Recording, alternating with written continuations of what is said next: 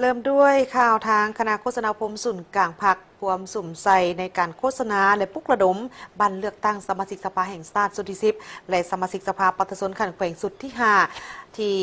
ประชาชนลาวจะไปใช้สิทธิ์เลือกตั้งในมื้อวันที่22 กุมภาพันธ์ที่จะมาถึงนี้โดยเฉพาะมันชุดพิเศษการเลือกตั้งชุดนี้สหายคำพันธ์เผยยวงกรรมการกรมการเมืองศูนย์กลางพรรคหัวหน้าคณะโฆษณาพรมศูนย์กลางพรรคได้ให้สัมภาษณ์ต่อสื่อมวลชนในวันที่17 มกราคมนี้เกี่ยวกับการเกี่ยมการเลือกตั้งสมาชิกสภาแห่งชาติสุดที่10และสภาประชาชนขันแขวงสุดที่5ว่าปัจจุบันแมนสุมใส่โฆษณาฝึกอบรมให้เป้าหมายเลือกตั้งโฆษณาผ่านสื่อนับทางสื่อสิ่งพิมพ์และสื่อออนไลน์ปลุกระดมขบวนการเลือกตั้งที่พันกับขบวนการฮักชาติพัฒนาเผยแพร่มติกรมการเมืองเกี่ยวกับการเลือกตั้งโดยสุมใส่โฆษณาปิ่นอ้อมเอกสารสำคัญคือมติกรมการเมืองส่วนกลางภาคว่าด้วยการเพิ่มทวีการนำภาษีน้ำของคณะทุกขั้นต่อการเลือกตั้งสมาชิกสภาแห่งชาติสุดที่10และสภาประชาชนขันแขวงสุดที่5ลงข่าวเกี่ยวกับความหมายและความสำคัญของการเลือกตั้งลงหนังสือพิมพ์ประชาชนออกวิทยุกระจายเสียงแห่งชาติออกโทรภาพแห่งชาติลาวในบรรดาเนื้อในที่สำคัญปิ่นอ้อมของการเลือกตั้งนับทั้งอยู่ศูนย์กลางและท้องถิ่นโดยเฉพาะมันชุดพิเศษการเลือกตั้งชุดนี้มันต่างกับชุดผ่านมาพอเท่านี้แมนบรรดาชัยที่เป็นคณะเลขาคณะพรรคทุกแขวงนะไม่ต้องได้ลงสมัครเป็นผู้แทนเพื่อจะได้เป็นประธานสภาควบตำแหน่งประธานสภาส่วนแขวงฉะนั้นในนั้น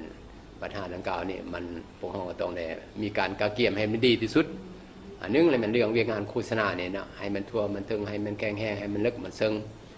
นอกจากนั้นก็จะมีการจัดฝึกอบรมให้บรรดาเป้าหมายที่จะลงสมัครนี่ให้กระเจ้าฮับหูเสื่อมซึมในวิธีการเคลื่อนไหวในการโฆษณาใดอันนึงอีกเลยต้องได้ลงลึกลงใกล้ชิดติดแทบกับประชาชนสังคมต่างๆอยู่ในเขตต่างๆเพื่อชี้แจงอธิบายปัญหาต่างๆให้กระเจ้าได้รับหูเข้าใจแล้วก็เข้าใจถึงสิทธิพันธะของตนและให้เขาร่วมในการเลือกตั้งท่านี้ให้มันได้300 ส่วนร้อยที่ได้กำหนดอยู่ในอันนั้นคำสั่งของกรมการเมืองนั้นพร้อมนี้สหายยังได้เรียกร้องให้พลเมืองลาวผู้มีสิทธิเลือกตั้งทุกคนพร้อมกันไปใช้สิทธิ์ปอนบัตรเลือกตั้งให้ครบถ้วนและให้เลือกเอาผู้ที่มีมาตรฐานและเงื่อนไขครบถ้วนกว่าหมู่เป็นสมาชิกสภาแห่งชาติและสมาชิกสภาประชาชนขันแขวงเพื่อสามารถเฮ็ดล้อนหน้าที่อันมีเกียรติในสถานะเป็นตัวแทนให้แก่สิทธิและผลประโยชน์ของประชาชนลาวบรรดาเผ่าพลเมืองลาวทุกทั่วหน้าและที่อยู่ทางภายในหรืออยู่ต่างประเทศก็ต้องได้เป็นเจ้าการเข้าร่วมในการเลือกตั้งอันสมาชิกสภาแห่งชาติสุดที่10แล้วก็สภาส่วนแขวงสุดที่5ตัวนี้ให้มันได้เพราะว่ามันมีความหมายสำคัญหลายเพราะพวกเราจะได้เลือกได้ตัวแทนที่เป็นตัวแทนของประชาชนสังคมต่างๆนะเพื่อไปเข้าในองค์การที่มีสิทธิอำนาจของพรรคของรัฐอันนี้ในการมีความคิดความเห็นหรือประกอบความเห็นเขาในบรรดาปัญหายุทธศาสตร์ปัญหาสำคัญของพรรคของรัฐเฮานี้เพื่อเฮ็ดอะไรเพื่อนำออกประเทศเฮานี้เข้าสู่ระยะใหม่ระยะการพัฒนาเศรษฐกิจสังคมของเขานี้ให้นับมือนับเติบใหญ่ขยายตัวเฮ็ดให้ประชาชนเฮานี้มีชีวิตการประอยู่นับมือนับดีขึ้นแล้วก็มี